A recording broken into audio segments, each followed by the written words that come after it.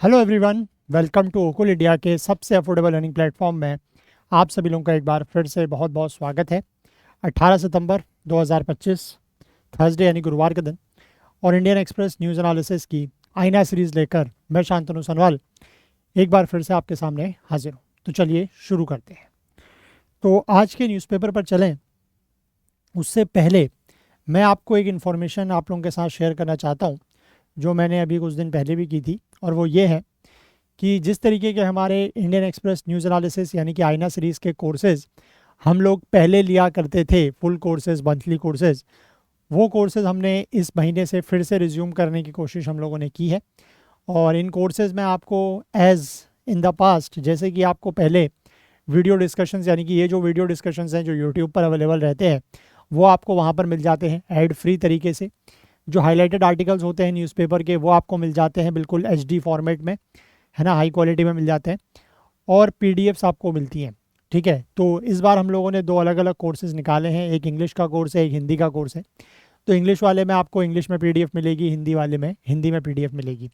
और प्राइस जो है वो इसका बहुत ही नॉमिनल प्राइस रखा गया है, दैट इज़ ओनली 199 रुपीज़ में आपको पूरे मंथ का जो करंट अफेयर्स है, जो भी इंपॉर्टेंट करंट अफेयर्स है वो आपको मिलेगा।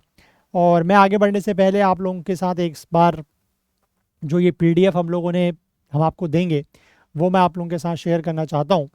तो इस तरीके की पीडीएफ जो है वो रहेगी। जैसे आपको अभी कुछ दिनों पहले याद होगा हमने एक आर्टिकल डिस्कस किया था जिसमें हमने बात की थी कि हिमाचल प्रदेश जो है वो क्या हो गया है, फुल्ली लिटरेट डिक्लेयर हो गया है ना। तो जैसे ये पूरा का पूरा न्यूज़पेपर आर्टिकल था जो हम लोगों ने डिस्कस किया था, तो वो आपको आर्टिकल इस तरीके से यहाँ पर मिल जाएगा।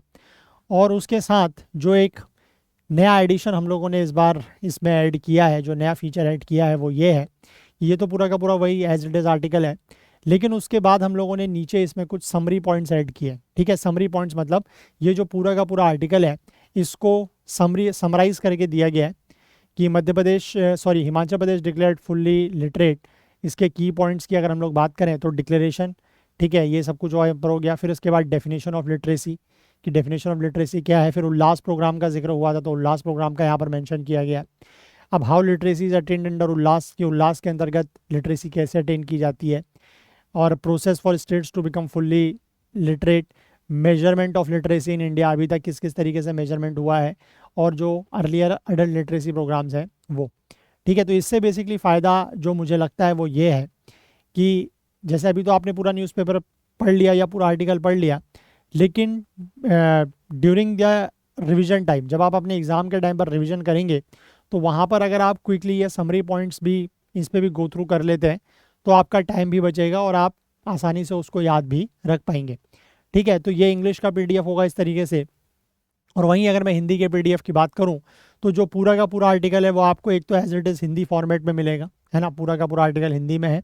और फिर हिंदी के आर्टिकल में भी इसी तरीके से आपको जो है वो समरी पॉइंट्स मिल जाएंगे। ठीक है, तो ये बेसिकली फ़ायदा वही है कि आप लोगों के क्विक रिविजन के लिए ये चीज़ें जो है वो काम आएंगी।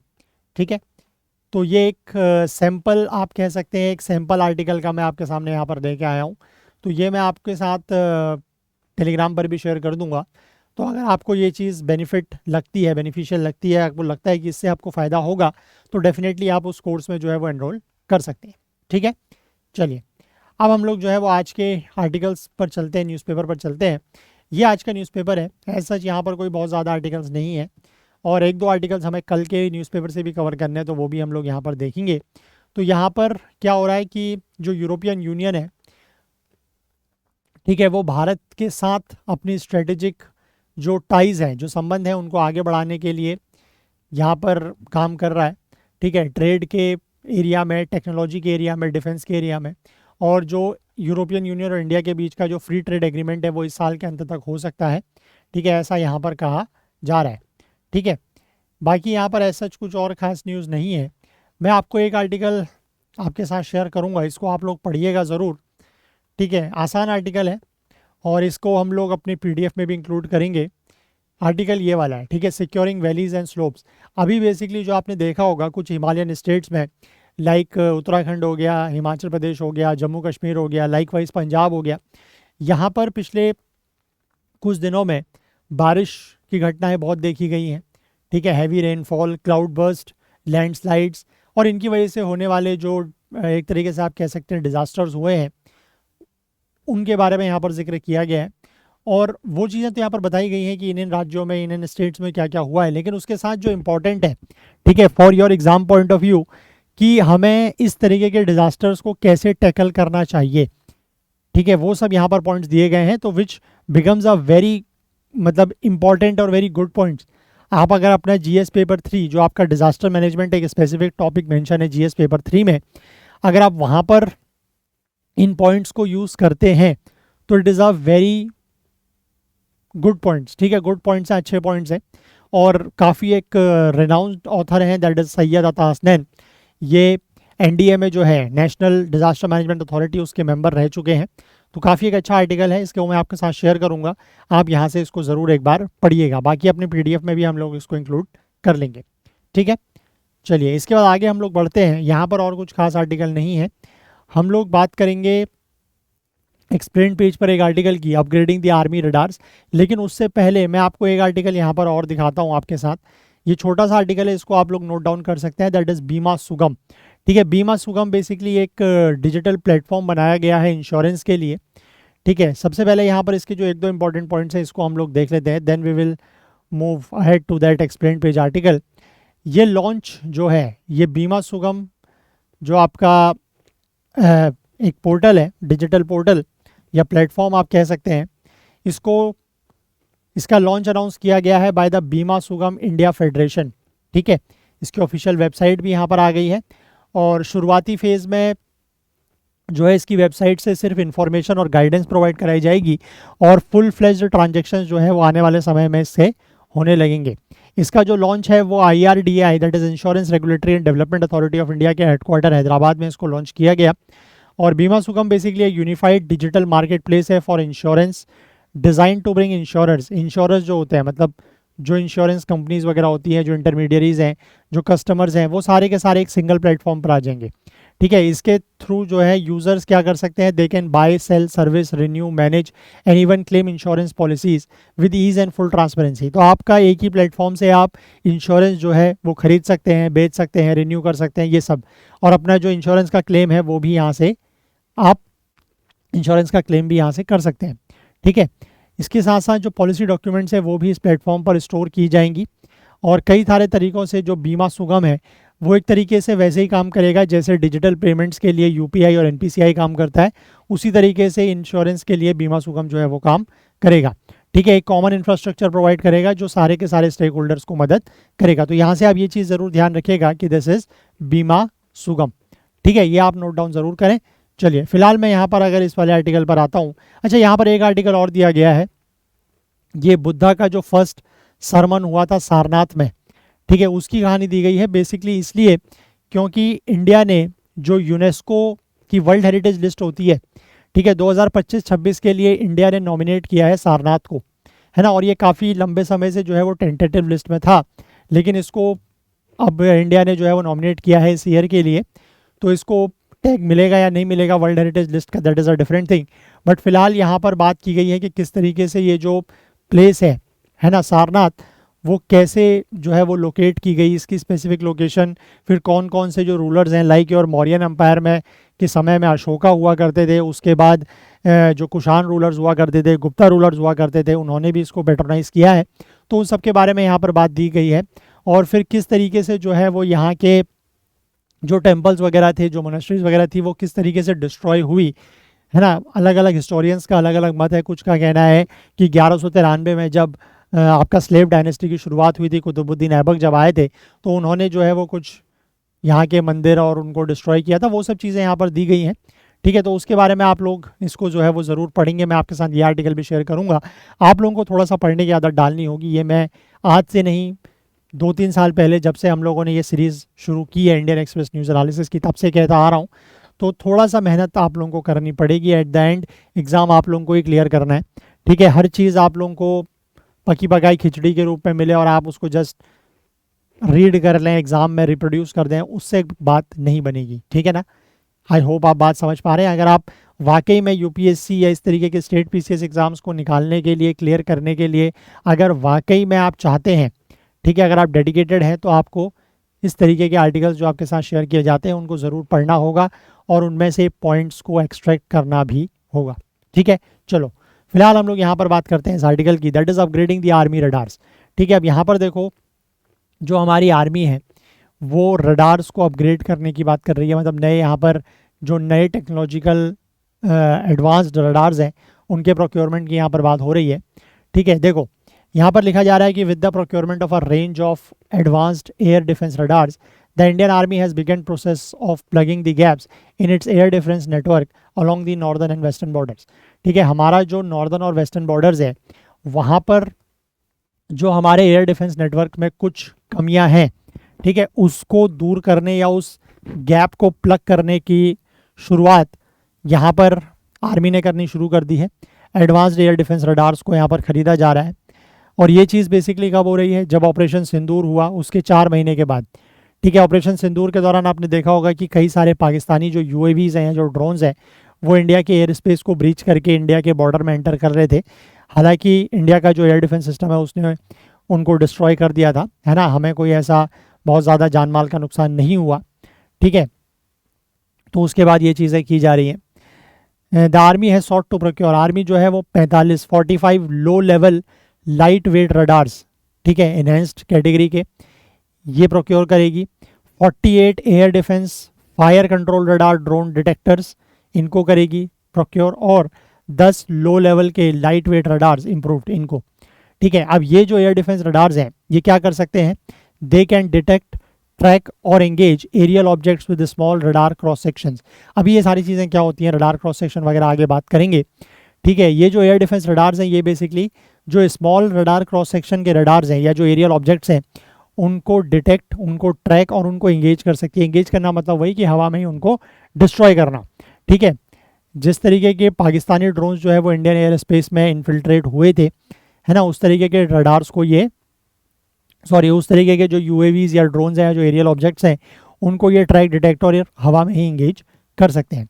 अब रडार्स कैसे काम करते हैं, ठीक है, अब रडार के पीछे की यहाँ पर टेक्नोलॉजी की बात अगर करें तो रडार बेसिकली एक एक्रोनिम है for radio detection and ranging. ठीक है, स्पेशलाइज्ड इलेक्ट्रॉनिक सिस्टम जो कि रेडियो वेव्स का यूज़ करता है। सबसे पहला इंपॉर्टेंट पॉइंट कि रडार जो है वो रेडियो वेव्स का इस्तेमाल करता है to determine the direction, distance and velocity of target objects, कि जो भी हवा में ऑब्जेक्ट आपकी तरफ को आ रहा है, जैसे मान लीजिए कोई ड्रोन आ रहा है तो उसकी डायरेक्शन क्या है, उसकी कितनी डिस्टेंस है, वो कितने दूर पर है, ठीक है, क्या डायरेक्शन है, किस दिशा में आ रहा है, क्या उसकी गति है, क्या उसकी वेलोसिटी है, तो उन सबको डिटरमाइन जो है वो रेडियो वेव्स की मदद से करने वाला एक स्पेशलाइज्ड इलेक्ट्रॉनिक सिस्टम कहलाता है रडार। ठीक है, जो एयर डिफेंस, ये AD शब्द बार बार आएगा, AD का मतलब है air defence. Air defence radar जो है उसको मिलिट्री के द्वारा यूज़ किया जाता है to search, detect, identify and help destroy aerial threats. जो भी हवा से आने वाले जो खतरे हैं, ठीक है, हवाई खतरे, उनको सर्च करना, उनको डिटेक्ट करना, उनको आइडेंटिफाई करना और उनको डिस्ट्रॉय करना, इसके लिए आर्मी या मिलिट्री जो है वो इसका इस्तेमाल करती है। सिंपल टर्म्स की अगर हम बात करें तो रडार में जो है वो 2 बेसिक कंपोनेंट्स होते हैं। एक होता है ट्रांसमीटर जो कि रेडियो सिग्नल्स भेजता है, और एक होता है रिसीवर जो कि टारगेट से कलेक्टेड सिग्नल रिफ्लेक्टेड सिग्नल को कलेक्ट करता है। सीधी सी बात है कि जैसे यहाँ पर मान लीजिए कोई रडार लगा हुआ है और यहाँ पर कोई एरियल ऑब्जेक्ट है, तो ये रडार क्या करेगा, उससे रेडियो सिग्नल भेजेगा। ठीक है, तो ये ट्रांसमीटर का काम हो गया। अब ये रेडियो सिग्नल जो है उस ऑब्जेक्ट में जाएंगे, वहाँ से रिफ्लेक्ट होके वापस आएंगे, तो जो इन रिफ्लेक्टेड सिग्नल्स को कलेक्ट करेगा वो कहलाता है रिसीवर। तो बेसिकली 2 ही उसमें मेजर कंपोनेंट्स या बेसिक कंपोनेंट्स होते हैं, एक है ट्रांसमीटर और एक है रिसीवर। ठीक है, the angular direction of a target is determined based on the direction from which the reflected signals are received। अब किस डायरेक्शन से बेसिकली जो रिफ्लेक्टेड सिग्नल्स है वो आ रहे हैं, उसके आधार पर जो है वो angular direction of a target को डिटरमाइन किया जाता है। The measurement of the location of a target at successive moments help calculate its trajectory, और समय समय पर उसका जो लोकेशन है टारगेट का, जैसे अभी यहाँ पर है, फिर यहाँ पर है, फिर यहाँ पर है, फिर यहाँ पर है, तो उससे आप ये पता लगा सकते हैं कि उसकी ट्रेजेक्ट्री या पाथ क्या है। ठीक है, रडार्स को जो है वो 1930s 40s में डेवलप किया गया था प्राइमरीली मिलिट्री यूज़ के लिए, और क्योंकि आज के समय में जो वॉरफेयर हो रही है उसमें एयर पावर का जो इम्पोर्टेंस है वो बढ़ रहा है, तो इसलिए रडार जो है वो असेंशियल डिफेंसिव और बाद में फिर ऑफेंसिव सिस्टम के रूप में भी काम करते हैं। प्राइमरी 2 तरीके के AD रडार्स या एयर डिफेंस रडार्स होते हैं। एक होते हैं सर्विलेंस रडार्स और दूसरे होते हैं फायर कंट्रोल रडार्स। ठीक है, जो सर्विलांस रडार होते हैं, ये तो नाम से ही आपको समझ में आ रहा है, सर्विलांस मतलब जो किसी जगह के ऊपर या किसी एयर स्पेस के ऊपर नज़र रखने के लिए है। ठीक है, फॉर्मर यानी कि सर्विलांस रडार जो है ये कॉन्स्टेंटली सर्विल करते हैं the skies to detect aerial objects.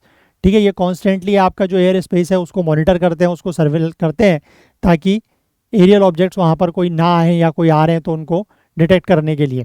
These detections are then analysed by an operator. ठीक है, फिर ये जो डिटेक्शंस हैं कि अगर किसी एयर स्पेस, किसी पर्टिकुलर एयर स्पेस में अगर कोई कोई एरियल ऑब्जेक्ट दिखाई देता है तो फिर ये जो सिग्नल्स हैं वो किसको भेजे जाते हैं, एक ऑपरेटर को, increasingly with the help of computer to identify the object spotted, कि वो जो ऑब्जेक्ट है उसको स्पॉट कर लिया गया है, उसको पहचानने के लिए, उसको आइडेंटिफाई करने के लिए ये सिग्नल्स वहाँ पर भेजे जाते हैं। सर्विलेंस रडार जो है वो डायरेक्टली किसी भी एंटी एयरक्राफ्ट वेपन सिस्टम से जुड़े नहीं होते हैं। ठीक है, जो फायर कंट्रोल रडार्स होते हैं वो जुड़े होते हैं और which help surface to air guns और मिसाइल्स टारगेट एरियल थ्रेट्स। ठीक है, बेसिकली मैंने आपको बताया जो सर्विलांस रडार्स हैं वो ऑब्जेक्ट को डिटेक्ट करके कंप्यूटर को सिग्नल भेज देते हैं। ठीक है, ये किसी एंटी एयरक्राफ्ट वेपन सिस्टम से जुड़े हुए नहीं होते, जैसे कि एंटी एयरक्राफ्ट गन्स वगैरह होती हैं, ठीक है, या फिर जो मिसाइल्स वगैरह होती हैं उससे, बल्कि जो ये फायर कंट्रोल रडार्स होते हैं ये इस तरीके के इससे क्या बोलते हैं, एंटी एयरक्राफ्ट वेपन सिस्टम से जुड़े हुए होते हैं, सो दैट कि जैसे ही वो कोई एरियल ऑब्जेक्ट डिटेक्ट हो उसके ऊपर तुरंत जो है वो उसको वहीं पर इंगेज करके ख़त्म कर दिया जाए। ठीक है, आई होप आप बात समझ पा रहे हैं। इसके बाद आगे लिखा गया है कि हमारी जो फोर्सेस हैं उनके पास किस किस तरीके के रडार्स हैं। तो आर्मी के पास भी और इंडियन एयरफोर्स यानी कि हमारी जो आर्मी है, ठीक है, जो थल सेना है, और बेसिकली जो हमारी वायुसेना है उसके पास सर्विलांस रडार्स भी हैं और फायर कंट्रोल रडार्स भी हैं। ठीक है, एयरफोर्स जो है वो कंट्रोल करती है most of the high and medium powered radars, HPRs यानी कि हाई पावर्ड रडार्स और MPRs यानी कि मीडियम पावर्ड रडार्स, जिनकी रेंज जो है वो सेवरल 100 किलोमीटर्स तक होती है और ये एरियल थ्रेट्स को हायर एल्टीट्यूड पर भी ट्रैक कर सकते हैं। मतलब ज़्यादा ऊंचाई पर अगर कोई हवाई खतरा है, कोई एरियल ऑब्जेक्ट है, एडवर्स एरियल ऑब्जेक्ट आप कह सकते हैं, तो उसको ये ट्रैक कर सकती है। ठीक है, these are use to tackle larger threats such as fire jets, fighter jets, enemy transport aircraft और airborne warning and control system. ठीक है, तो ये ज़्यादा बड़े जो खतरे होते हैं, जो हाई पावर्ड और मीडियम पावर्ड रडार्स हैं, इनका इस्तेमाल किस लिए किया जाता है, जो ज़्यादा बड़े खतरे होते हैं जैसे कि फाइटर जेट, ठीक है, दुश्मन का कोई फाइटर जेट आ रहा है, कोई एनिमी का ट्रांसपोर्ट एयरक्राफ्ट आ रहा है, या फिर जो एयरबॉर्न वार्निंग और ये होता है आपका कंट्रोल सिस्टम दैट इज अवैक्स, ठीक है, उससे होने वाले खतरों को ये टैकल करता है। एयरफोर्स और आर्मी के पास कुछ low level light weight radars भी हैं जिनको LLRs कहा जाता है। दीज हैव लो रेंज, इनकी रेंज कम है, ठीक है, and are meant to track aerial objects often smaller flying at lower altitudes, कि जो छोटे ऑब्जेक्ट्स हैं, है ना, जो कम हाइट पर फ्लाई कर रहे हैं, उनको टैकल करने के लिए ये जो लो लेवल लाइट वेट रडार्स हैं इनका इस्तेमाल किया जाता है। ठीक है, इसके बाद फायर कंट्रोल रडार्स की अगर हम बात करें तो IAF के पास जो काफ़ी रेंज है, जैसे कि 3D सेंट्रल एक्विजिशन रडार और राजेंद्र रडार, इस तरीके के। ठीक है, आर्मी के पास प्राइमरीली आर्मी इस्तेमाल करती है फ्लाई कैचर्स, जो कि इंडिजीनियसली अपग्रेडेड सुपर फ्लैडरमोस रडार्स हैं, और AD टेक्टिकल कंट्रोल रडार्स। ठीक है, तो मतलब ये एयरफोर्स के पास कौन से हैं, आर्मी के पास कौन से हैं, वो यहाँ पर बताया गया है। ठीक है, अब ये अपग्रेड जो अभी करने की बात हो रही है उसकी ज़रूरत बहुत पहले से है। ठीक है, there has been long need to upgrade the army ageing radars. Army के जो रडार्स अब पुराने हो गए हैं उसको अपग्रेड करने की ज़रूरत जो है वो काफ़ी लंबे समय से महसूस हो रही है। और जब से पाकिस्तान के साथ 3 दिन का जो एक तरीके से आप कह सकते हैं कि क्या हुआ था, लड़ाई तो उसको युद्ध तो हम नहीं कहेंगे, पाकिस्तान के साथ जो कन्फ्लिक्ट कह सकते हैं, है ना, उससे ये केस और भी ज़्यादा स्ट्रॉन्ग बनता है कि अब और ज़्यादा ज़रूरत महसूस होने लगी है अपग्रेड की। ऑपरेशन सिंदूर के दौरान कई सारे जो लो कॉस्ट आर्मी ड्रोन्स हैं उनका इस्तेमाल किया गया to camouflage a few surveillance and attack drones. ठीक है, कई सारे आपने देखा होगा कि पाकिस्तान की तरफ से छोटे छोटे जो ड्रोन्स हैं वो आ रहे थे। ठीक है, स्वार्म ड्रोन्स जिनको हमने बात की है जिसके बारे में पहले, तो वो आ रहे थे। ये इंडियन एयरपेस में एंटर करते हैं across multiple locations along the border, और बाद में उनको फिर गिरा दिया गया। यहाँ पर एक सीनियर आर्मी ऑफिसर का ये कहना है कि जो LLRs हैं, मतलब जो ये लो लाइट वेट वाले हैं, है ना, लो लेवल लाइट वेट। और जो ADF CR DD स्टेम्स हैं, they from the need to tackle future threats from such smaller and low flying aerial objects. ठीक है, मतलब इनकी ज़रूरत इसलिए है कि ये जो इस तरीके के आने वाले समय में अगर कुछ इस तरीके की वॉरफेयर्स में इस तरीके के जो लो फ्लाइंग स्मॉलर ऑब्जेक्ट्स का यूज़ किया जाता है, जैसे कि ड्रोन्स वगैरह, है ना, which can overwhelm older AD systems and even blind side them. Older AD system मतलब जो हमारे पुराने एयर डिफेंस सिस्टम है, उनमें हो सकता है कि उनमें इतनी कैपेबिलिटी ना हो कि वो इस तरीके के ऑब्जेक्ट्स को, इस तरीके के एरियल थ्रेट्स को टैकल कर सके। तो उसके लिए ये जो नए रडार्स हैं, नए टेक्नोलॉजी वाले रडार्स हैं, इनका इस्तेमाल किया जाएगा। ठीक है, इस such objects are frequently being used in new age conflicts globally including during operation Sindoor and by Hamas against Israel, है ना। तो वही है कि जो नए एज के जो कन्फ्लिक्ट्स हो रहे हैं उनमें इस तरीके के ऑब्जेक्ट्स का इस्तेमाल किया जा रहा है, जैसे कि ऑपरेशन सिंदूर के दौरान भी हुआ, या फिर जो हमास का अगेंस्ट इजराइल चल रहा है वो भी हुआ। एंड इसलिए ये ज़रूरत है कि जो LLRs हैं और इस तरीके के फायर कंट्रोल रडार्स की संख्या को बढ़ाया जाए, जो कि ना सिर्फ जो लो आपके ये होते हैं रडार सिग्नेचर, ठीक है, रडार क्रॉस सेक्शन या रडार सिग्नेचर जो होता है उसको डिटेक्ट कर सकें, बट साथ ही साथ ये भी आइडेंटिफाई कर सकें कि हमारा जो क्लटर्ड एयर स्पेस है ना, वहाँ पर कौन सा फ्रेंडली ऑब्जेक्ट है, कौन सा दुश्मन का ऑब्जेक्ट है, उसको भी डिटेक्ट कर सकें। RCS या जो रडार सिग्नेचर, RCS का मतलब वैसे रडार क्रॉस सेक्शन होता है, बट इसको रडार सिग्नेचर भी कहते हैं। इसका मतलब क्या है, is a measure of how detectable an object is by radar. ठीक है, कि कोई भी ऑब्जेक्ट जो है वो रडार के द्वारा कितना डिटेक्ट किया जा सकता है, उसका एक मेजर होता है रडार सिग्नेचर। ठीक है, यूजुअली इसको स्क्वायर मीटर्स में नापा जाता है। अगर किसी भी रडार का जो RCS या रडार सिग्नेचर है वो ज़्यादा होगा तो उसकी डिटेक्टिबिलिटी ज़्यादा होगी, मतलब उसको डिटेक्ट करना उतना आसान होगा।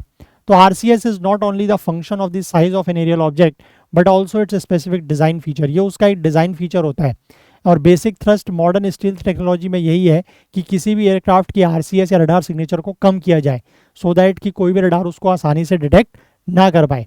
ठीक है, तो बेसिकली नई स्टील्थ टेक्नोलॉजी में यही मतलब मेन टारगेट है सबका कि अपना जो भी एयरक्राफ्ट बनाया जाए या जो भी इस तरीके का एरियल ऑब्जेक्ट बनाया जाए, उसका जो रडार सिग्नेचर है या जो RCS रडार क्रॉस सेक्शन है उसको कम से कम रखा जाए, सो दैट कि वो आसानी से रडार्स के द्वारा डिटेक्ट ना हो सके। जो नए रडार्स हैं जिनको प्रोक्योर किया जा रहा है, they will be capable of scanning the air space. इससे एयर स्पेस को स्कैन किया जा सकता है। ठीक है, ये टारगेट्स को डिटेक्ट और ट्रैक कर सकते हैं and prioritise them based on the threat they pose. और कितना खतरा किस तरीके के एरियल ऑब्जेक्ट से है उसके आधार पर ये उनको प्रायोरिटाइज कर सकते हैं। जो enhanced triple L R radars हैं, they for instance would be able to pick up signals from low RCS drones. ये लो RCS ड्रोन से भी सिग्नल को पिक कर सकते हैं। ठीक है, including swarm drones, and they can transmit the target data to weapon system up to 10 kilometre away. यानी कि 10 किलोमीटर दूर ही जब कोई एरियल ऑब्जेक्ट होगा तो ये तभी जो है वो वेपन सिस्टम को डेटा ट्रांसमिट कर सकते हैं। वहीं जो ADF CR DD हैं, जो कि मॉडर्न फायर कंट्रोल रडार्स हैं, they will be capable of detecting, identifying, classifying and controlling weapon systems to target even the smallest surveillance and attack drones, making destruction of such threats far more effective। ठीक है, ये इस तरीके के जो आपके ये होंगे स्मॉलेस्ट सर्विलांस और अटैक ड्रोन्स, ठीक है, उनको ये डिटेक्ट कर सकते हैं, आइडेंटिफाई कर सकते हैं, है ना, क्लासीफाई कर सकते हैं। और क्लासीफाई करने का मतलब वही है कि कौन सा फ्रेंडली है, कौन सा दुश्मन का है, और फिर उनके थ्रू ये जो वेपन सिस्टम है उनको भी कंट्रोल कर सकते हैं। इंडिया का जो एयर डिफेंस का हमारा इंफ्रास्ट्रक्चर है उसकी अगर हम बात करें तो हमारे पास एयर डिफेंस गन्स हैं, सरफेस टू एयर मिसाइल्स हैं जैसे कि रशिया का जो S-400 है ना, और इंडिजीनियस आकाश मिसाइल सिस्टम है। ठीक है, इसको आपने जो ये S-400 है, जिस समय ये बेसिकली ऑपरेशन चल रहा था उस समय आपने इसका नाम सुना होगा, दैट इज़ सुदर्शन चक्र। ठीक है, सुदर्शन चक्र भी इसको कहते हैं, दैट इज़ रशिया का जो S-400 है। कुछ ब्रीचेस भले ही हुए हैं लेकिन उसके बावजूद इस सिस्टम ने काफ़ी अच्छा ऑपरेट किया ऑपरेशन सिंदूर के दौरान और प्रिवेंट किया पाकिस्तान को from inflicting any significant damage during the aerial foray into India. ठीक है, इंडिया में जो उन्होंने मतलब एरियल रास्ते से, हवाई रास्ते से जो घुसपैठ करने की कोशिश करी, कुछ ड्रोन्स वगैरह यहाँ पर ज़रूर भेजे, लेकिन उनसे हमें कोई नुकसान नहीं हुआ। तो हमारा जो ये एयर डिफेंस इंफ्रास्ट्रक्चर है उसने हमें प्रिवेंट किया। ठीक है, आर्मी के पास आकाश तीर सिस्टम भी है, ये common real time air picture देता है to the control room, radars and AD guns, enabling coordinated AD operations by integrating various radar systems. ठीक है, जो हमारे अलग अलग रडार सिस्टम्स हैं, सेंसर्स हैं, कम्युनिकेशन टेक्नोलॉजीज़ हैं, उनको एक सिंगल ऑपरेशनल फ्रेमवर्क में ये उनके बीच में कोऑर्डिनेशन भी स्थापित करता है। सिमिलरली एयरफोर्स के पास अगर हम बात करें तो इनके पास IACCS है, that is integrated air command and control system. ये एक automated command and control system है जो कि data from all air defence assets को के डेटा को इंटीग्रेट करता है। ठीक है, उसको डिटेक्ट करता है, आइडेंटिफाई करता है, इंटरसेप्ट करता है, और जो हॉस्टाइल इंट्रूडर्स हैं, हॉस्टाइल मतलब वही जो दुश्मन के कुछ इस तरीके के अगर ऑब्जेक्ट्स वगैरह हैं तो उनको ये डिस्ट्रॉय कर सकता है। और साइमल्टेनियसली ये ऑफेंसिव पैकेजेस भी कंट्रोल कर सकता है डीप इनसाइड एनिमी टेरिटरी, मतलब एनिमी के टेरिटरी के अंदर घुस के अगर आप किसी के ऊपर हमला करते हैं तो उसको भी ये कंट्रोल कर सकता है।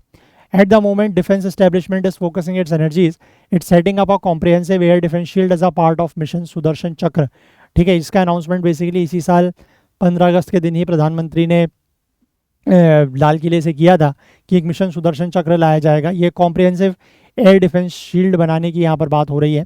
तो उसी की तरफ बेसिकली हमारा जो डिफेंस एस्टेब्लिशमेंट है वो अपनी पूरी एनर्जीज फोकस किया हुआ है, और इसी के तरफ जो है वो DRDO यानी कि defence research and development organisation ने पिछले मंथ एक सफलतापूर्वक एक मेडन फ्लाइट टेस्ट की है, किसकी, integrated air defence weapon system की। तो ये सारा काम यहाँ पर चल रहा है। तो ये बेसिकली जो टॉपिक है ये GS पेपर 3 में आएगा। ठीक है, जहाँ पर हम लोग डिफेंस की बात करते हैं वहाँ पर। ठीक है, तो आई होप क्लियर है आपको, ये आर्टिकल समझ में आया होगा। और है ना, बाकी मैं आपके साथ ये वाला आर्टिकल तो शेयर करूंगा, इसके साथ ये वाला भी शेयर करूंगा, इसको भी एक बार आप लोग ज़रूर देखेंगे। ठीक है, अब हम लोग चलते हैं जो हमारे कल के मैंने आपको बताया कि 1-2 आर्टिकल्स हैं उनको देखते हैं।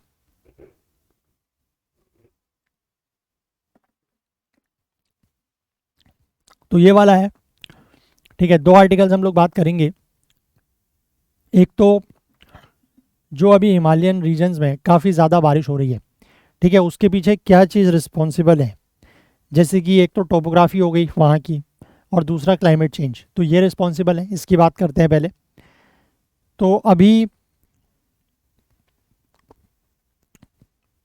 बेसिकली पिछले कुछ दिनों में उत्तराखंड की जो राजधानी है दैट इज़ देहरादून, और कुछ और ज़िलों में काफ़ी ज़्यादा बारिश देखने को मिली, और जिसकी वजह से कई सारी जगहों पर लैंडस्लाइड, भूस्खलन हुआ, और कई सारी नदियाँ जो है वो अपने जो डेंजरस लेवल होता है वहाँ तक पहुँच गई। कम से कम 15 लोग जो हैं वो इस रीजन में लैंडस्लाइड की वजह से अभी मारे गए हैं, ऐसी रिपोर्ट है। पिछले महीने की अगर हम बात करें तो इस तरीके की कई सारी घटनाएं उत्तराखंड और हिमाचल प्रदेश में देखने को मिली हैं। ठीक है, एक्सट्रीम रेनफॉल हुआ है, बहुत ज़्यादा बारिश हुई है, क्लाउड बर्स्ट हुआ है ना, बादल फटे हैं, जिनकी वजह से लैंडस्लाइड्स देखने को मिले हैं, भूस्खलन हुआ है, मड स्लाइड्स हुए हैं। मड स्लाइड्स का मतलब वही होता है कि जो मिट्टी वगैरह काफ़ी ज़्यादा पानी के साथ बहती है। ठीक है, फ्लैश फ्लड्स देखने को मिले हैं। फ्लैश फ्लड्स का मतलब है कि कम समय में बहुत तेज़ बाढ़ आ गई है। ठीक है, रिवर बैंक्स जो हैं वो स्वलन हो चुके हैं, मतलब वही नदियों में काफ़ी ज़्यादा पानी हो गया है, उसकी वजह से काफ़ी ज़्यादा डिस्ट्रक्शन हुआ है, लॉस ऑफ लाइफ हुआ है। ठीक है, जान का नुकसान भी हुआ है, और कम्युनिकेशन भी डिस्टर्ब हुए हैं। ठीक है, अब ये कहा जा रहा है कि इस तरीके के जो इवेंट्स हैं वो इन दोनों राज्यों में, यानी कि उत्तराखंड और हिमाचल प्रदेश में, which are both considered the Himalayan states, ये मानसून के दौरान अनकॉमन नहीं है। मतलब ऐसा नहीं है कि इस तरीके की घटनाएं हुई हैं तो ये अनकॉमन है, ये कॉमन होता रहता है, लेकिन इनकी जो फ्रीक्वेंसी बढ़ रही है और साथ ही साथ जो इंटेंसिटी बढ़ रही है हाल ही के वर्षों में, ये एक वाकई में कॉज ऑफ कंसर्न है, ये वाकई में एक चिंता की बात है। इसके बाद आगे बात करें कि why do hilly regions receive more rainfall, कि जो हिली रीजन्स हैं, ठीक है, जो पहाड़ी क्षेत्र हैं, वहाँ पर ज़्यादा बारिश क्यों होती है। इस साल आपको पता है कि मानसून जो है वो ज़्यादा एक्टिव रहा है। नॉर्थ वेस्ट रीजन जो है वो काफ़ी ज़्यादा वेट रहा है, specially in the last month and half, पिछले 1.5 महीने में। ये चीज़ यहाँ पर जो है वो दी भी गई है। अगर मैं बात करूँ तो वीक वाइज रेनफॉल जो दी गई है, ठीक है, जो पिछले लगभग 1-1.5 महीने की बात कर रहे हैं, अगस्त के आधे से अगर हम बात करें तो ऑल इंडिया में जहाँ 22% ज़्यादा बारिश हुई थी ओवरऑल, मतलब एवरेज से, तो वहीं नॉर्थ वेस्ट इंडिया में 13% कम थी। फिर उसके बाद आप देख सकते हैं कि यहाँ पर बारिश ज़्यादा होने लगी है। ठीक है, नॉर्थ वेस्ट रीजन में ज़्यादा बारिश होने लगी है। ठीक है, इसके बाद अगर हम बात करें तो consecutive rain bearing low pressure systems जो कि बे ऑफ बंगाल में बनता है, कम दबाव का जो क्षेत्र बे ऑफ बंगाल या बंगाल की खाड़ी में बनता है, ये नॉर्थ की तरफ मूव किया है देन नॉर्मल, मतलब जितना ये नॉर्मली नॉर्थ की तरफ मूव करता था उससे ज़्यादा मूव किया है, उसकी वजह से यहाँ पर क्या हो रहा है, बारिश ज़्यादा हो रही है। ठीक है, एज अ रिजल्ट जो नॉर्थ वेस्टर्न रीजन है उसमें अगस्त में 34% ज़्यादा बारिश हुई है। और अभी अगर हम इस पूरे सीज़न की बात करें, जो हमारा मानसून सीज़न 4 महीने का होता है, जून से सितंबर तक का, वहाँ पर 30% ज़्यादा बारिश हुई है। और सितंबर के पहले हाफ की अगर हम बात करें तो रेनफॉल जो है वो 67% अबव नॉर्मल है। और एक्सट्रीम रेनफॉल का जो इम्पैक्ट है वो अकॉर्डिंग टू द ज्योग्राफी भी जो है वो रहा है, मतलब उसमें अंतर रहा है। जैसे कि 300 mm या उससे ज़्यादा की बारिश 24 घंटे में अगर होती है कौन सी जगहों पे, जैसे गोवा में, कोंकण, कोस्टल कर्नाटक, केरला और मेघालय में, तो वहाँ के लिए नॉर्मल है। ठीक है, लेकिन अगर इतनी ज़्यादा बारिश अगर हिमालयाज़ में होती है तो फिर उससे डिज़ास्टर होता है। खासकर जो वेस्टर्न हिमालयाज़ हैं, जो कि जम्मू कश्मीर, उत्तराखंड, हिमाचल इस रीजन में है, वहाँ पर अगर इतनी ज़्यादा बारिश इतने कम समय में होती है तो फिर कोई ना कोई डिज़ास्टर ज़रूर होता है। माउंटेनियस रीजन्स में जो फेवरेबल कंडीशंस हैं उससे होता क्या है कि एयर जो है वो स्विफ्टली राइज करती है, मैसिव क्लाउड्स बनते हैं, स्टीप हाइट्स उन क्लाउड्स की होती है। तो ये जो क्लाउड्स बहुत ज़्यादा बड़े हो जाते हैं, रेन बियरिंग क्लाउड्स होते हैं, तो इसमें नॉर्मल से ज़्यादा प्रेसिपिटेशन हो सकता है। ठीक है, लोकली उस रीजन में नॉर्मल से ज़्यादा प्रेसिपिटेशन हो सकता है। और ये बेसिकली इन माउंटेनियस एरियाज़ का एक टिपिकल क्लाइमेट पैटर्न है कि वहाँ पर ऐसा होता है, क्योंकि इस तरीके के क्लाउड्स फॉर्मेशन के लिए वहाँ पर फेवरेबल कंडीशंस बनती हैं। जैसे जम्मू कश्मीर के उधमपुर की अगर हम बात करें तो 27 अगस्त के दिन 24 घंटे में 630 mm बारिश हुई है। ठीक है, ये बारिश बेसिकली अगर हम बात करें तो गुजरात के राजकोट में जितनी बारिश पूरे साल भर में होती है ये उतनी बारिश है जितनी वहाँ पर 24 घंटे में हुई। ठीक है, लद्दाख के लेह में अगर हम बात करें तो 24 अगस्त से लेकर 26 अगस्त के बीच में 48 घंटे में लगभग 60 mm बारिश हुई है। ठीक है, ये 1973 के बाद एक रिकॉर्ड है। जनरली अगर हम बात करें तो अगस्त में लेह में जो है वो 0 से 5 mm की बारिश होती है। ठीक है, हाईएस्ट जो 24 महीने की यहाँ पर बारिश हुई है, 24 घंटे में जो सबसे ज़्यादा बारिश हुई है वो अगस्त 2018 में और 2015 में हुई है, 16 mm और 12.5 mm के आसपास, 13 mm के आसपास। लेकिन यहाँ पर 59 mm बारिश हुई है, तो आप देख सकते हैं कि कितनी ज़्यादा यहाँ पर बारिश हो रही है। अब why are the hilly regions more vulnerable to disaster, इस तरीके के जो हिली रीजन्स हैं वो डिजास्टर वहाँ पर ज़्यादा क्यों होता है, वो रीजन्स डिजास्टर के लिए ज़्यादा वल्नरेबल क्यों हैं? अब देखिए, जो प्लेन रीजन्स हैं वहाँ पर अगर इतनी ज़्यादा बारिश होती भी है तो वो जो रेनफॉल से आने वाला जो पानी है वो नदियों में जा सकता है। ठीक है, मतलब नदियों के थ्रू ड्रेन आउट हो सकता है, या फिर जो लोकली अवेलेबल वाटर सोर्सेज हैं उनके थ्रू। लेकिन माउंटेनियस रीजन्स में क्या होता है कि एक्सट्रीम रेनफॉल की वजह से लैंडस्लाइड्स हो सकते हैं, भूस्खलन हो सकता है, मड स्लाइड्स हो सकते हैं, है ना, फ्लैश फ्लड्स हो सकते हैं। क्योंकि जो डिसेंडिंग वाटर है, मतलब जो पहाड़ों से पानी नीचे की तरफ को आएगा, वो क्या करेगा, वो अपने साथ साथ मड भी लेके चलेगा। ठीक है, जो लूज सॉइल, ग्रेवल है और जो भी चीज़ उसके रास्ते में आएगी वो सबको अपने साथ बहाते हुए चलेगा। यही चीज़ जो है वो हिमाचल प्रदेश के मंडी और कुल्लू में हुई, उत्तराखंड के थराली में हुई और जम्मू में भी हमें देखने को मिली है पिछले 2 हफ्तों में, है ना। और जब कभी ऐसा होता है कि जो बड़ी नदियां हैं अगर वो चोक हो जाती हैं तो वाटर जो है, जो गशिंग आउट वाटर है या फिर जो मडस्लाइड्स है और जो लैंडस्लाइड्स है वो फिर सेटलमेंट्स में एंटर करता है। ठीक है, मतलब आसपास के जो सेटलमेंट जहाँ पर मकान वगैरह होते हैं वहाँ पर जाता है। ठीक है, रोड्स के थ्रू वो पानी बहता है, ब्रिजेस को कट करता है और उससे फिर डिजास्टर जो है वो और ज़्यादा बड़ा हो जाता है। लेकिन सारे के सारे जो क्लाउड बस्ट लाइक इवेंट्स होते हैं उनसे डिजास्टर होता है ऐसा ज़रूरी नहीं है। Several conditions have to come together to cause disaster. Disaster होने के लिए कई सारी कंडीशंस एक साथ होनी चाहिए, जैसे कि अगर एक्सट्रीम रेनफॉल जो है on the side of a hill that is not prone to landslides, कि अगर जैसे किसी हिल के ऐसे 2 साइड होते हैं, ठीक है, एक साइड में मान लीजिए डिजास्टर प्रोन है और दूसरी साइड डिजास्टर प्रोन नहीं है, अगर इस तरफ इंटेंस रेनफॉल होता है तो इससे फिर बहुत ज़्यादा फर्क नहीं पड़ेगा। ठीक है, और अगर मान लीजिए किसी रिवर में कोई डेब्रिस फॉल नहीं करता है, ठीक है, कोई मलबा वगैरह नहीं गिरता है, तो उससे फिर मड स्लाइड वगैरह भी नहीं होगा, तो और रिजल्ट जो है वो काफ़ी अलग होंगे। तो ऐसा ज़रूरी नहीं है कि क्लाउड बस्ट लाइक इवेंट से हमेशा ही डिजास्टर होगा। It is not always necessary. अब इसमें क्लाइमेट चेंज का या जलवायु परिवर्तन का कितना रोल है, तो यहाँ पर एक इमर्जिंग और worrisome meteorological observation recent years में ये देखा गया है कि जो लार्ज स्केल वेदर सिस्टम्स हैं, जैसे कि वेस्टर्न डिस्टर्बेंस, जो पश्चिमी विक्षोभ होता है, वो साउथवर्ड शिफ्ट कर रहा है। ठीक है, वेस्टर्न डिस्टर्बेंस कहाँ से ओरिजिनेट होता है? मेडिटेरेनियन सी से। ये streams of east word propagating winds है। ठीक है, ईस्ट की तरफ को ये आती हैं और प्रेसिपिटेशन करती हैं अपने रास्ते में। वेस्टर्न डिस्टर्बेंस का भारत के ऊपर इम्पैक्ट जो है वो काफ़ी ज़्यादा है, पर्टिकुलरली नॉर्दर्न रीजन्स में, और वो भी ड्यूरिंग द विंटर मंथ्स। लेकिन जो वेस्टर्न डिस्टर्बेंस जो है वो नीचे की तरफ शिफ्ट कर रहे हैं, और उनका जो इंटरेक्शन हो रहा है with the massive south west monsoonal system, इसकी वजह से क्या हो रहा है कि जो रेनफॉल प्रेडिक्शन है वो और ज़्यादा कॉम्प्लेक्स होता जा रहा है हिमालयाज़ में। तो रेनफॉल को प्रेडिक्ट करना मुश्किल इसलिए भी हो रहा है। और ग्लोबल वार्मिंग जो है वो मेन ड्राइवर मानी जा रही है शिफ्टिंग ट्रेंड का, क्योंकि नीचे की तरफ से तो आपको पता ही है कि जो साउथ वेस्ट मानसून की विंड्स है वो ऊपर की तरफ को जाती है। ठीक है, लेकिन जो वेस्टर्न डिस्टर्बेंस है वो नीचे की तरफ को शिफ्ट हो रहा है, तो ये दोनों का जो इंटरेक्शन है उसकी वजह से इशू हो रहा है। और ये जो साउथवर्ड शिफ्ट है ऑफ द वेस्टर्न डिस्टर्बेंस का, इसके पीछे जो मेन रीज़न बताया जा रहा है वो है ग्लोबल वार्मिंग। ठीक है, मेट्रोलॉजिस्ट का ये कहना है कि आने वाले समय में इन द फ्यूचर जो एक्सट्रीम रेनफॉल इवेंट्स हैं वो और ज़्यादा कॉमन हो जाएंगे, पर्टिकुलरली हिली रीजन्स में, और वहाँ पर जो सीज़न के दौरान longer period of dry spell जो है वो देखने को मिलेंगे। आर्कटिक सी की जो आइस मेल्टिंग है that could represent yet another factor in the deepening mystery of monsoon variations in the hills, कि मानसून में कि हिल्स में जो मानसून में इतना ज़्यादा वेरिएशन देखने को मिल रहा है उसके पीछे ये भी एक कारण हो सकता है, जो आर्कटिक सी की आइस मेल्टिंग हो रही है वो। ठीक है, अभी आर्कटिक सी की आइस मेल्टिंग कैसे मानसून वेरिएशंस या मानसून की वेरिएबिलिटी का एक फैक्टर है, ये अगर आप कुछ सोच सकते हैं तो please let me know in the comments. ठीक है, कमेंट्स में आप मुझे ज़रूर बताएं। क्लियर है? चलिए, इस आर्टिकल को आप लोग क्लाइमेट चेंज में ले सकते हैं, है ना, या ज्योग्राफी में भी ले सकते हैं।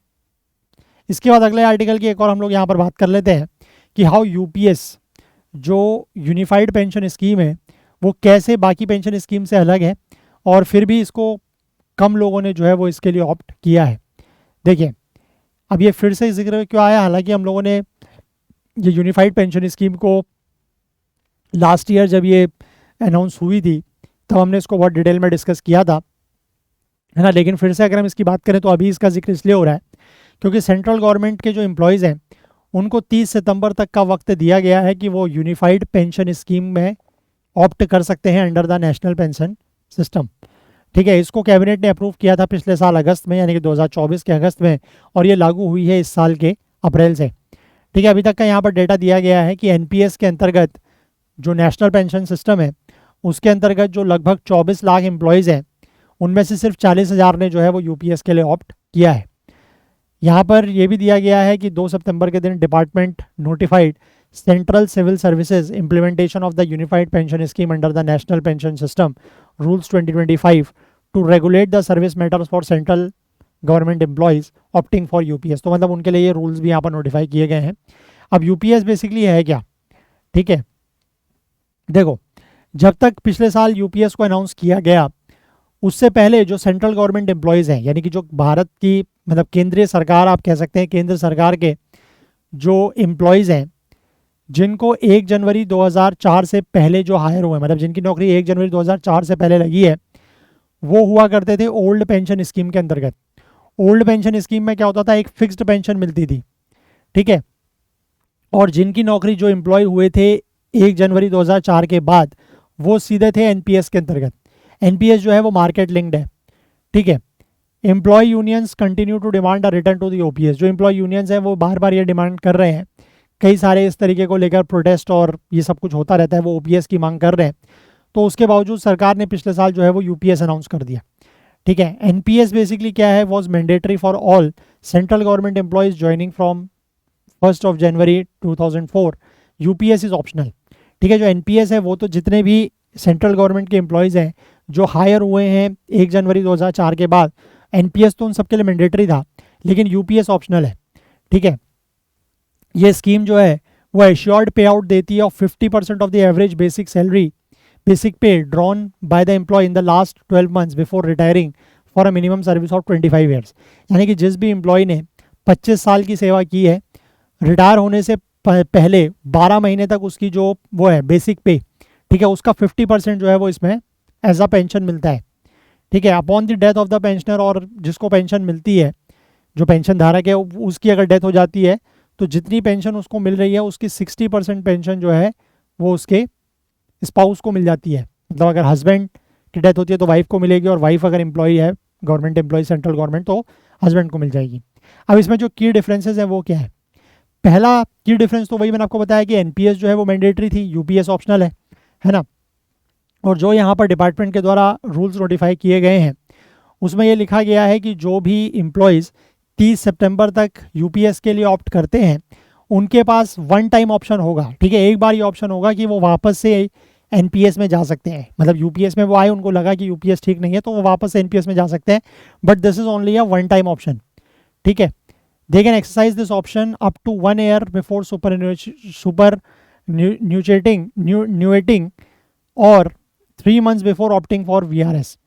ठीक है, ये ऑप्शन वो कब तक ले सकते हैं? मतलब जैसे मान लीजिए 60 की ईयर्स में कोई रिटायर होना है और अभी उसकी उम्र 40 साल है या 50 साल है मान लीजिए, तो 50 साल की उम्र में अगर वो यूपीएस ऑप्ट करते हैं तो 59 ईयर्स तक, ठीक है, मतलब रिटायरमेंट से 1 साल पहले तक उनके पास ये ऑप्शन होगा कि वो वापस चाहे तो एनपीएस में जा सकते हैं।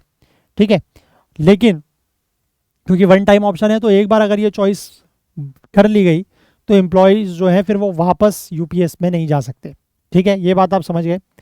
अब एनपीएस के अंतर्गत जो contribution to the pension account है through the permanent retirement account number is 10% by the employ. ठीक है, 10% बेसिकली एम्प्लॉय की तरफ से उसमें कंट्रीब्यूशन होता है, 14% बाय द एम्प्लॉयर है ऑफ द बेसिक पे प्लस डियरनेस अलाउंस। मतलब जो बेसिक पे है और डीए है, डियरनेस अलाउंस, उसका 10% एम्प्लॉय देगा, 14% एम्प्लॉयर देगा। यूपीएस के लिए, यूपीएस में क्या है कि जो ये कंट्रीब्यूशन है वो एम्प्लॉय और एम्प्लॉयर की तरफ से बेसिक पे प्लस डीए का 10% है दोनों तरफ से।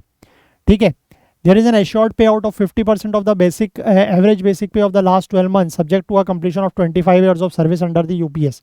ये मैंने आपको बताया कि 25 साल की अगर किसी ने सेवा पूरी कर ली है तो रिटायर होने से 12 महीने पहले की जो एवरेज मंथली सैलरी होगी, ठीक है, उसका 50% जो है वो यहाँ पर मिलेगा। ये यूपीएस में है। जबकि एनपीएस में ऐसा कोई एश्योर्ड अमाउंट नहीं था, बल्कि वो एक्यूमुलेटेड कॉर्पस के आधार पर बेस्ड था कि जितना आपका कॉर्पस जो है वो हुआ है, एक्यूमुलेट हुआ है, उसके आधार पर आपको मिलेगी। एश्योर्ड पे आउट के लिए यूपीएस में बेसिकली क्या है, एक पूल कॉर्पस का प्रोविजन है that would be formed through a contribution by the government of 8.5% of the basic पे प्लस डीए।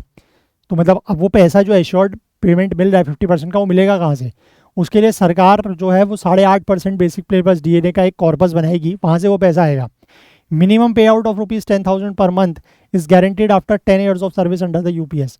अगर आप यूपीएस, मतलब आप 10 साल की आपने नौकरी कर ली और आपने यूपीएस को ऑप्ट किया है तो आपको कम से कम 10,000 रुपये महीने तो जो है वो पेंशन मिलेगी। ठीक है, employees being dismissed from service would not be eligible for the assured pay out. ठीक है, जिन एम्प्लॉयज़ को सर्विस से डिसमिस किया जाता है उनको ये एश्योर्ड पे आउट नहीं मिलेगा। NPS does not have a lump sum payment. NPS में लमसम पेमेंट नहीं होता, जबकि यूपीएस में जो है वो 1/10 ऑफ द लास्ट बेसिक पे plus DA for each completed 6 months of service. ठीक है, हर 6 महीने की सर्विस के हिसाब से ये जो लमसम अमाउंट है 1/10 वो बेसिक पे का वो भी उसमें मिलता है, हर 6 महीने के हिसाब से वो बढ़ता है। ठीक है, why has the uptake of UPS been low. अब यूपीएस को इतने कम लोगों ने ऑप्ट क्यों किया है? 1 अप्रैल से ये स्कीम शुरू हुई है। सरकार ने जो है वो पहले समय दिया था 30 जून तक का कि यूपीएस को ऑप्ट करने के लिए, बाद में इस डेडलाइन को बढ़ा के 30 सितंबर कर दिया गया। ठीक है, अब जो ओपीएस स्कीम थी, बाकी इसमें किसने क्या कहा है वो आप पढ़ लीजिएगा, वो नॉट वेरी इंपॉर्टेंट। ओपीएस के अंतर्गत क्या होता था कि there was no contribution from the employee. Employee की तरफ से कोई कंट्रीब्यूशन नहीं होता था और गवर्नमेंट जो है वो assured pension of 50% of the last drawn basic पे प्लस डीए। ठीक है, इसमें बेसिकली ओपीएस में यही फर्क था कि एम्प्लॉय की तरफ से कोई भी पैसा नहीं कटता था, एम्प्लॉय को पूरी जो मतलब उसकी पे है वो भी मिलती थी, और लास्ट में जो भी उसकी बेसिक पे है उसका 50% एश्योर्ड पे आउट यहाँ पर मिलता था ओपीएस में। ठीक है, एनपीएस में क्या है कि 10% एम्प्लॉय की तरफ से, 14% एम्प्लॉयर की तरफ से, है ना, और उसमें 50% का बेसिकली ये जो दिया गया है एश्योर्ड पे आउट का सिस्टम उसमें था नहीं, है ना, और उसमें लमसम पेमेंट वाला सिस्टम भी नहीं था। लेकिन यूपीएस में क्या है कि 10% एम्प्लॉय की तरफ से, 10% एम्प्लॉयर की तरफ से सरकार जो है वो 8.5% का कॉर्पस बना रही है, वहाँ से पैसा मिलेगा। 10 साल की अगर आपने सर्विस कर ली है यूपीएस के अंडर में तो आपको 10,000 रुपये की एश्योर्ड पेमेंट मिलेगी। उसके बाद 50% ऑफ द लास्ट 12 मंथ का बेसिक पे वो मिलेगा, है ना। और साथ ही साथ ये जो मैंने आपको बताया कि ये लम सम अमाउंट वाला 1/10 ऑफ द लास्ट बेसिक पे plus DA for each completed 6 months of service. ठीक है, आई होप क्लियर है बात। चलिए, वैसे हम लोगों ने पहले भी डिटेल में डिस्कस किया हुआ है, वह थोड़ा सा अभी फिर से आया तो मैंने आपको यहाँ पर बता दिया। तो एक आर्टिकल ये हो गया, एक ये वाला हो गया, है ना। बाकी मैंने आपको एक आर्टिकल ये वाला बता दिया, ये 3 आर्टिकल्स मैंने यहाँ पर कवर किए हैं। और 2 आर्टिकल्स मैं आपके साथ शेयर करूँगा, एक ये वाला है, ठीक है, सारनाथ वाला, और एक मैंने आपको बताया था कौन सा वाला, ये जो है इसमें एडिटोरियल वाले पेज पे ये वाला।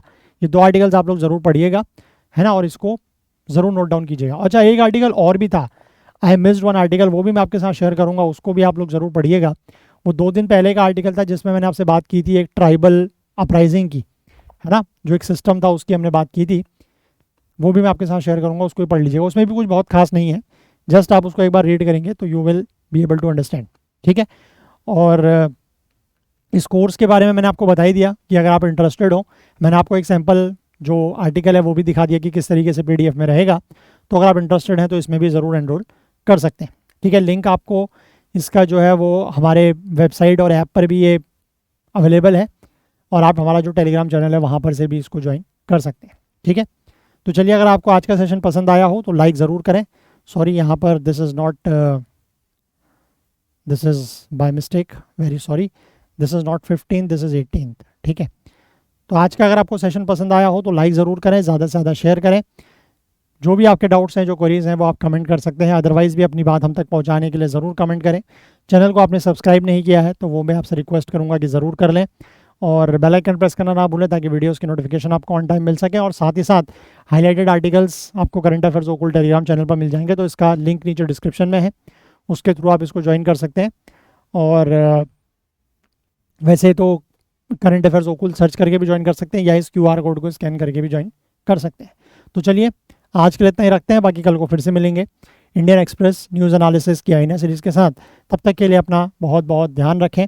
Please do take care of yourself. Thank you, have a nice day, bye bye.